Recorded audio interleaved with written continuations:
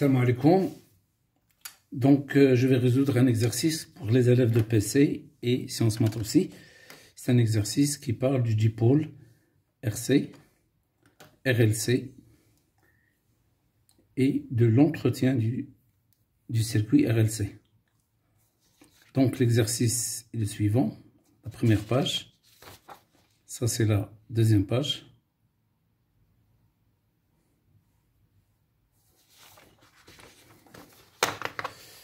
Alors,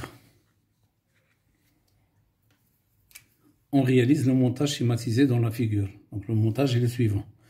Donc, un générateur de tension. Donc, le générateur de force électromotrice E est égal à 5 volts. C, un condensateur de capacité C. Il est inconnu. Résistance, un résisteur de résistance grand R. L, une bobine d'inductance L. Donc, d'inductance L, et non pas indiqué la résistance, donc ça signifie la résistance est négligeable. K1, un interrupteur, et K2, un commutateur. Donc, K1, et là c'est K2. K2 a deux positions. Alors, D, c'est un module électrique. Bon, il est inconnu. Alors, le commutateur K2 est en position 0. Commutateur K2, c'est-à-dire K2 n'est pas fermé. Et en position 0, on ferme l'interrupteur K1. On ferme K1. Alors donc, le graphe de la figure 2 représente la tension aux bornes du condensateur en fonction du temps. Donc nous avons UC en fonction du temps. Alors, la première question, établir l'équation différentielle vérifiée par la tension UC aux bornes du condensateur. Donc nous, on va étudier le dipôle qui est formé par R, C et le générateur, puisque K1 fermé, ça c'est, il est ouvert. Donc voilà le dipôle. Donc la première question c'est établir l'équation différentielle vérifiée par UC. Donc nous avons ici la loi de l'additivité des tensions, loi de l'additivité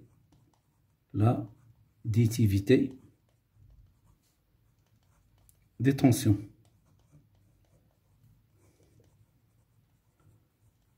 Alors, nous avons UR plus UC est égal à E. Donc, UR plus UC est égal à E. Je remplace UR. C'est R fois I. Plus UC est égal à E. Alors, nous avons I est égal dQ sur dt est égal aussi C duC sur dt. Je la remplace. RC duC sur dt plus UC est égal à E. Voilà l'équation différentielle vérifiée par UC.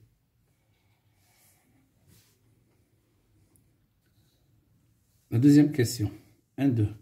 La solution de cette équation différentielle se forme UC est égal à E, facteur de 1 moins E à la puissance moins T sur tout. Donc, déterminer l'expression de la constante du temps tau.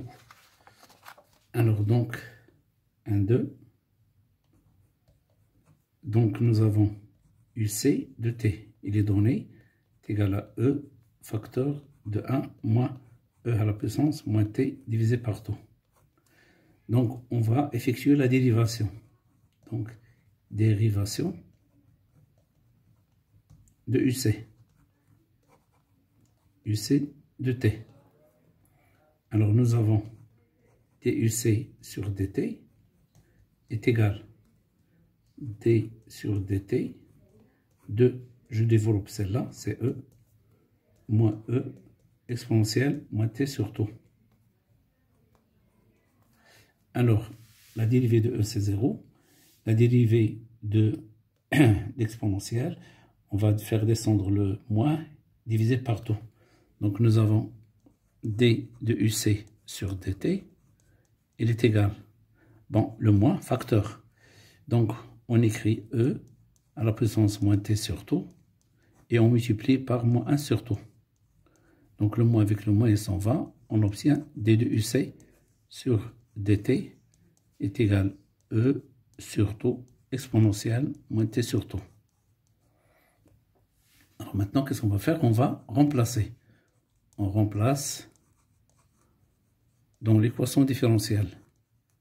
dans l'équation différentielle. On obtient, donc nous avons RC DUC divisé par DT plus UC est égal à E.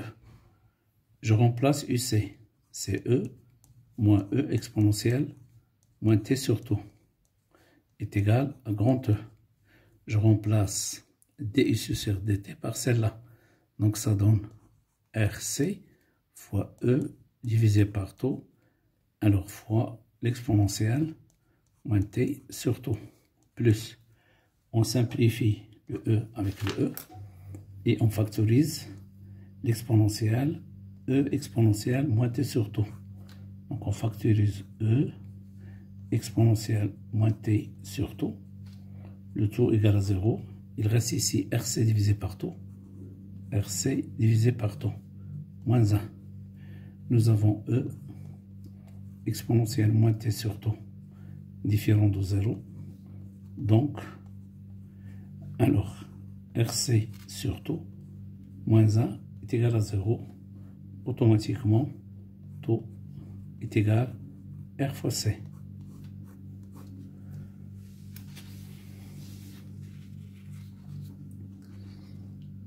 La question suivante. 1.3. Déterminer graphiquement la valeur de taux, la constante du temps et du pôle RC. Alors, donc, on cherche taux. Donc, taux, c'est quoi? C'est... Donc, ça, c'est l'asymptote. Voilà. Et l'intersection avec la tangente, ça donne la valeur de taux. Voilà, ça, c'est taux. Puisque si c'est 1, ça, c'est 0,5. Donc, graphiquement, 1,3, d'après la courbe,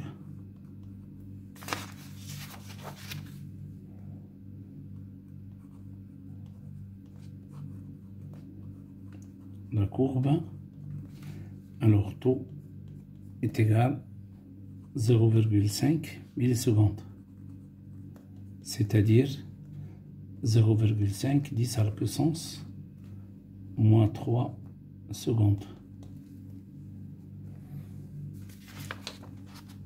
Alors, la question suivante. 1.4. Sachant que la résistance est grand R égale à 200, déduire la valeur de C, la capacité du condensateur. Donc, on va déduire la valeur de C à partir de l'expression de taux, puisqu'on a déjà trouvé taux est égal à R fois C.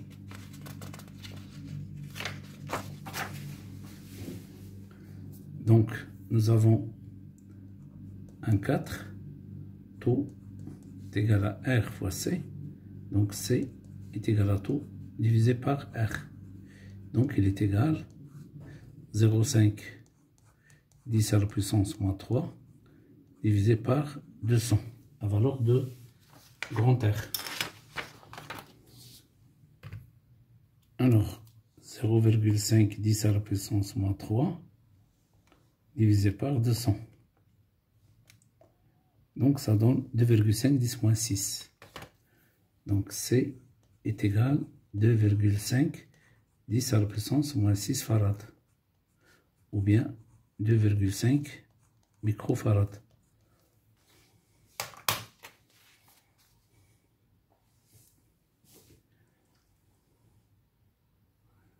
Alors maintenant, on va passer à la deuxième question.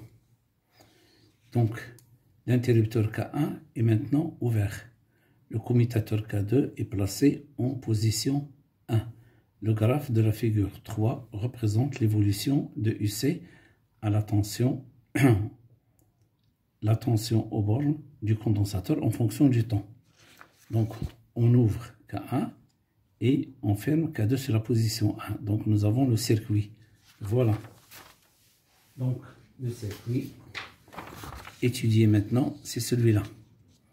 Nous avons R, condensateur chargé, lié avec la bobine.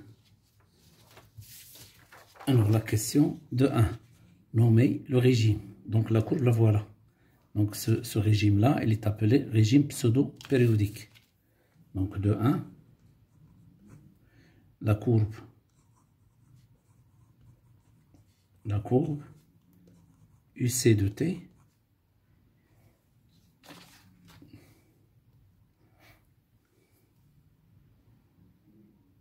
montre que le régime est pseudo-périodique et pseudo-périodique.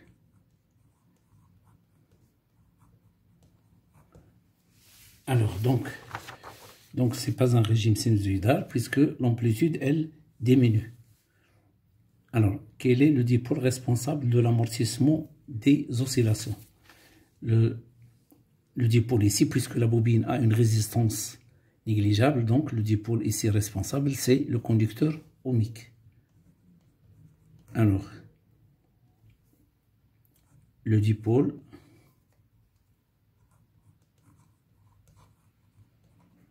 responsable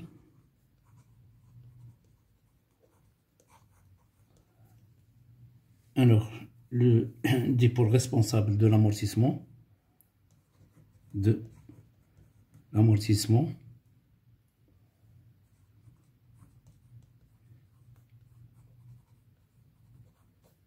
et le conducteur ohmique. Conducteur ohmique.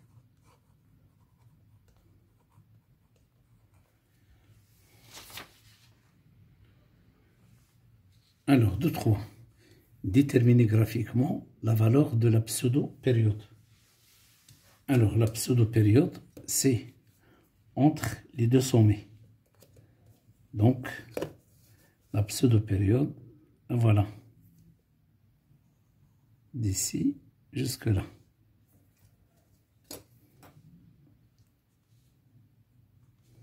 Ça, c'est grand T. Alors maintenant, pour trouver la pseudo-période, donc on va prendre, puisque ça c'est une valeur exacte, donc on va prendre cette distance d'ici jusque là. Il représente,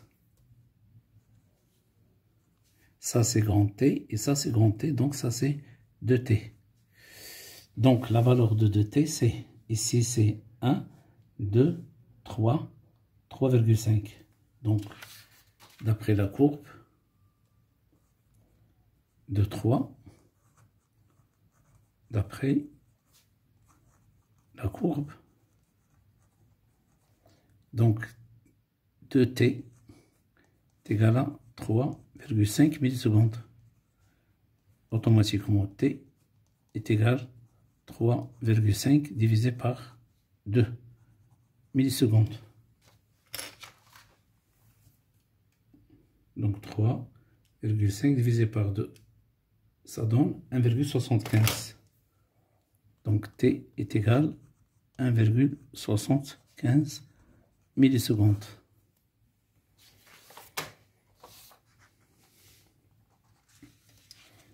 Alors, la valeur de T, de 4, est pratiquement égale à T0, la période propre d'un circuit LC. Déterminer la valeur de l'inductance grand L de la bobine. Donc, de 4, on sait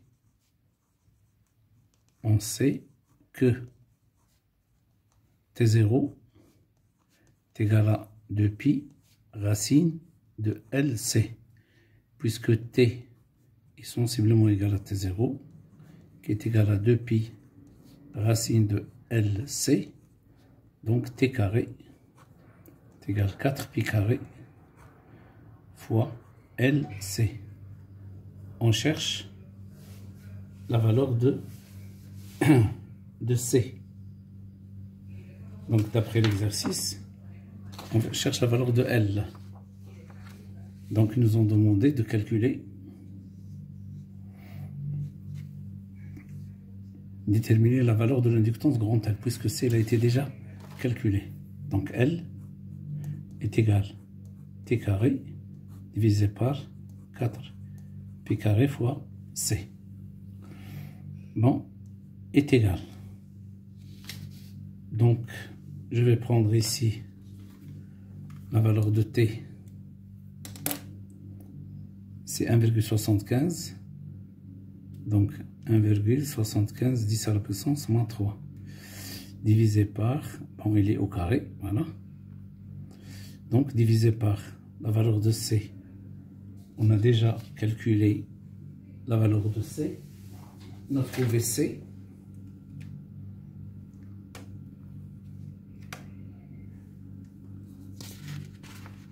Alors, on a trouvé C est égal à 2,5 microfarad. Donc, divisé par 2,5, 10 absence, moins 6. Divisé par 4 fois pi carré, 40. Est égal, alors c'est 0,03 H. Donc ici, c'est la valeur de T, 1,75 10 à la puissance moins 3 au carré, divisé par 4 pi carré fois 2,5 10 à la puissance moins 6. Donc L est sensiblement égal 0,03 H.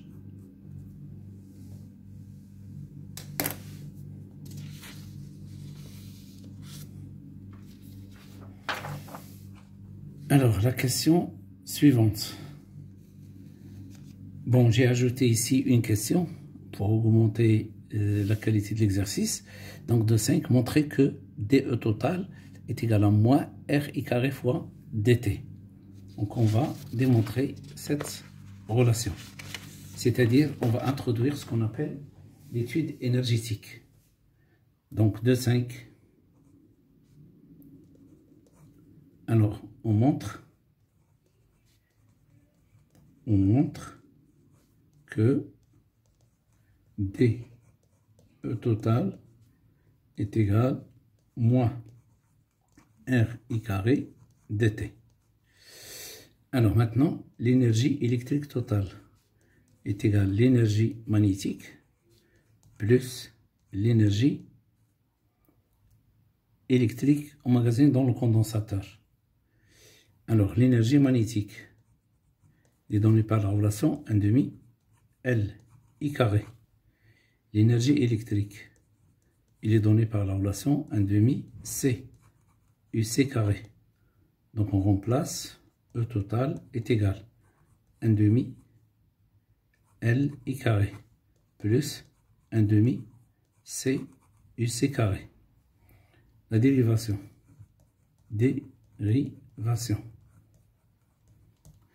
Alors, D E total sur DT est égal à D sur DT de 1/2 L I carré plus D sur DT de 1/2 C UC carré. On fait sortir 1/2 L. 1/2 L D I carré sur DT. On fait sortir 1/2 C, ce sont des constantes, plus 1/2 C D UC carré sur DT. Alors nous avons D I carré sur DT. Il est égal à 2 fois I DI sur DT. D UC carré sur DT est égal à 2 fois UC D UC sur DT. On remplace D E total sur DT. On remplace celle-là ici. Et on remplace celle-là ici. Donc est égal à 1/2 L fois 2 I DI sur DT plus 1/2 C fois 2 UC DUC sur DT. On simplifie 2 avec 2. 2 avec 2. Donc DE total sur DT est égal. Je permute I avec L. Donc I, L, DI sur DT. Alors ici, je permute UC avec C. Donc, je commence par UC, C, D, UC sur DT. Alors, celle-là, qu'est-ce qu'elle représente? Elle représente I. Donc, nous avons D au total sur DT est égal I, L, DI sur DT plus UC fois I. Je factorise I. Donc, il reste L, D de I sur DT plus UC facteur de I. Alors maintenant, la loi de l'additivité des tensions. Donc ici, la loi de l'additivité des tensions, nous avons alors UC, donc ADC UR, UR plus UC plus UL égale à 0. Donc, nous avons UL plus UC plus UR est égal à 0. Ça, c'est L D de I sur DT. Je garde UC. Ça, c'est R fois I est égal à 0. Donc, nous avons L D de I sur DT plus UC est égal, je déplace là ici, moins R fois I. Donc, je remplace celle-là par celle-là. Donc, ça devient moins R fois I. Ça donne moins R fois I carré. Donc, D au total sur DT est égal moins R fois I carré. Je déplace DT vers le haut. Donc, D au total est égal moins R fois I carré DT. Voilà l'expression demandée. Remarque.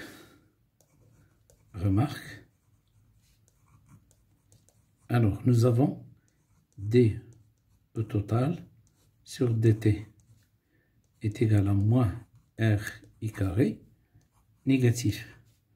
Donc, E total est une fonction décroissante. Donc, il n'y a pas il n'y a pas conservation de l'énergie électrique totale.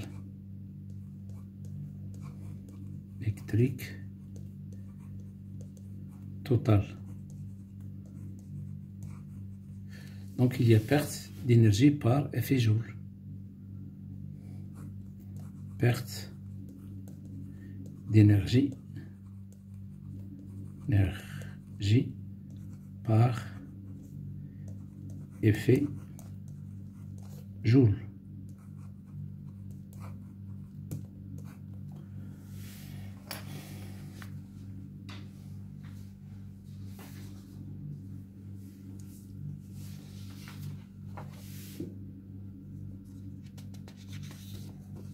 Alors, troisièmement,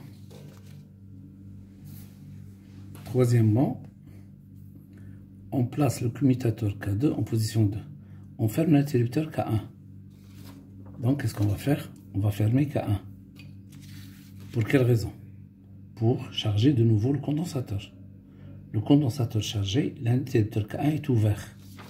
Donc, on ouvre K1 et on ferme K2 sur la position 2. Donc, le dipôle que nous avons, c'est celui-là, qui contient D. Alors, K2, commutateur, est placé en position 2. À un instant choisi comme nouvelle origine des dates. Écrire une relation entre les tensions UC, UL, UR et U. Donc, le circuit, voilà, je l'ai dessiné ici. Voilà, nous avons R, C, L et le D. Donc, ils ont demandé la relation entre UR, UC, UL et U. Donc je vois ici, ils ont tous le même sens. Donc automatiquement, la somme est égale à 0. C'est la loi des mailles. Loi des mailles. Des mailles. Donc UR plus UC plus UL plus U égale à. Donc UR plus UC plus UL plus U est égal à 0.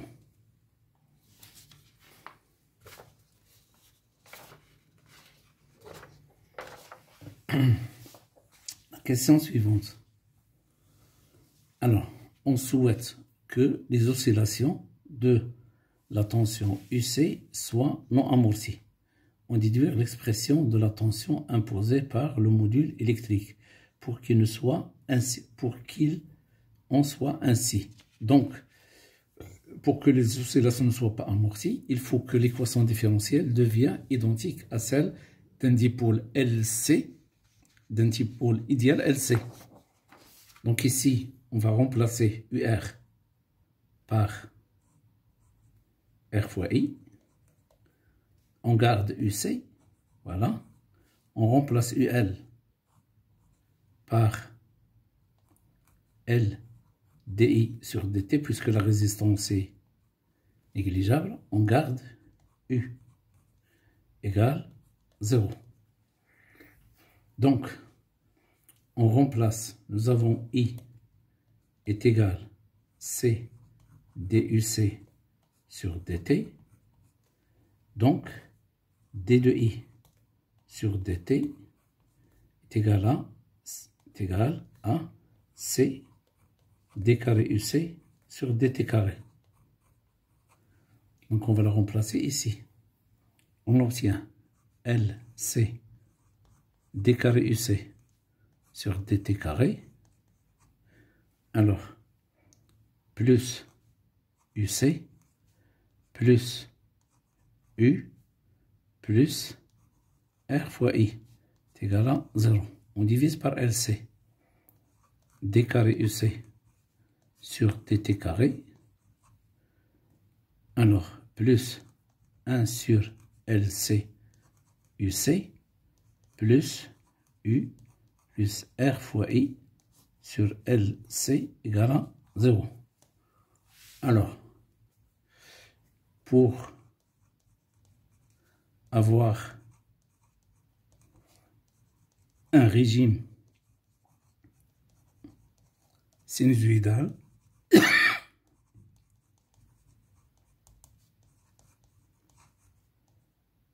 alors il faut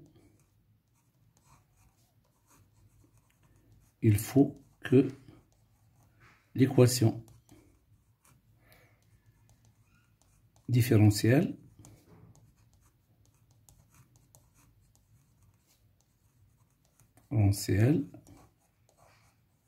devient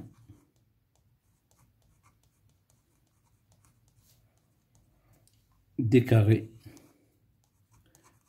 UC sur DT carré plus 1 sur LC UC égale à 0.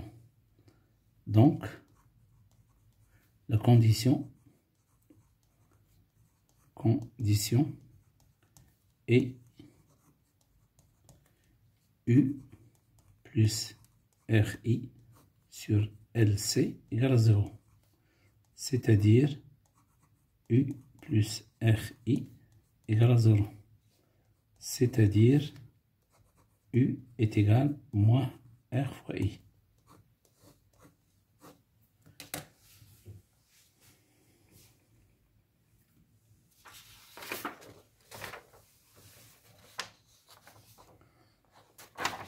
Bon, la dernière question. Le graphe de la figure 4 correspond à l'évolution de la tension UC. Est-il correct? Justifie la réponse. Bon, premièrement, la pseudo-période. Voilà.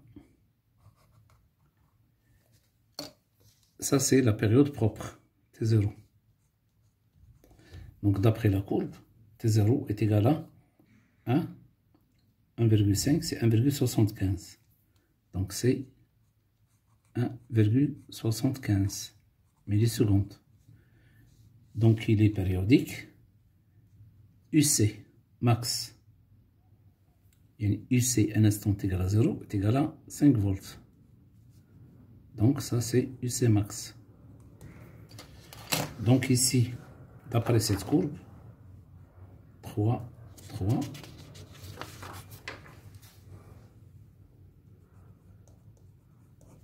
Alors, cette courbe est sinusoïdale. Zooïdale de période propre,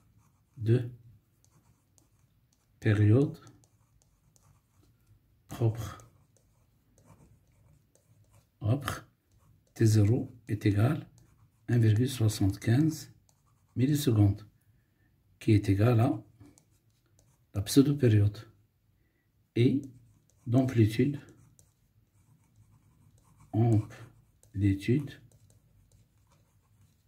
alors Umax, qui est égal à 5 volts, c'est-à-dire Umax est égal à UC, un instant T égal à 0, qui est égal à E est égal à 5 volts. Donc, c'est la fin de cet exercice. À la prochaine, Inch'Allah.